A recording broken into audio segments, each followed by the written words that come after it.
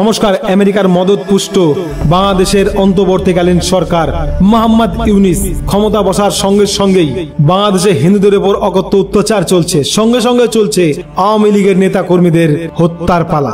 একের পর এক আওয়ামী লীগের নেতা কর্মীদের হত্যা করা হচ্ছে। এবার মোহাম্মদ ইউনিসের সরকার ভারত বিরোধী অনেক কাজ করছে, এমনকি পাকিস্তান এবং চায়নার সঙ্গে যোগাযোগ রেখে ভারতে একটা সন্ত্রাসী হামলা চালানোর সম্ভাবনা রয়েছে। মোহাম্মদ ইউনিস ভারত বিরোধিতায় এতটাই মগ্ন, এবার দুর্গাপুজোয় ইলিশ মাছ ভারতে পাঠাবেন না এমন সিদ্ধান্ত নিয়ে নিয়েছেন। ঠিক এরকম একটা পরিস্থিতিতে ভারত কিন্তু চুপ থাকার নয়, এবার ভারত একটু টাইট দিতে শুরু করলো। আসলে ভারতের বিদ্যুৎ কোম্পানি আদানি গ্রুপ বাংলাদেশে যে বিদ্যুৎ সাপ্লাই করেছে, সেখানে বাংলাদেশের কাছে আদানি গ্রুপ এই মুহূর্তে $500 মিলিয়ন অর্থাৎ 4200 কোটি টাকা পাওনা রয়েছে বাংলাদেশ সরকারের কাছে। এবার আদানি গ্রুপ মোহাম্মদ ইউনিসের কাছে চিঠি লিখে দিয়েছে, এই যে 4200 কোটি টাকা খুব তাড়াতাড়ি শোধ করতে হবে, তা না হলে গোটা বাংলাদেশকে অন্ধকার করে রাখবে আদানি গ্রুপ। $500 মিলিয়ন অর্থাৎ 4200 কোটি টাকা। এমনিতেই বাংলাদেশের অবস্থা খুব খারাপ, ডিজেল পেট্রোল কিনতেই বাংলাদেশ ফকির হয়ে যাবে, তার উপর আবার আদানি গ্রুপ যদি এই চাপটা বাড়িয়ে দেয় তাহলে কিন্তু বাংলাদেশের কপালে কষ্ট রয়েছে।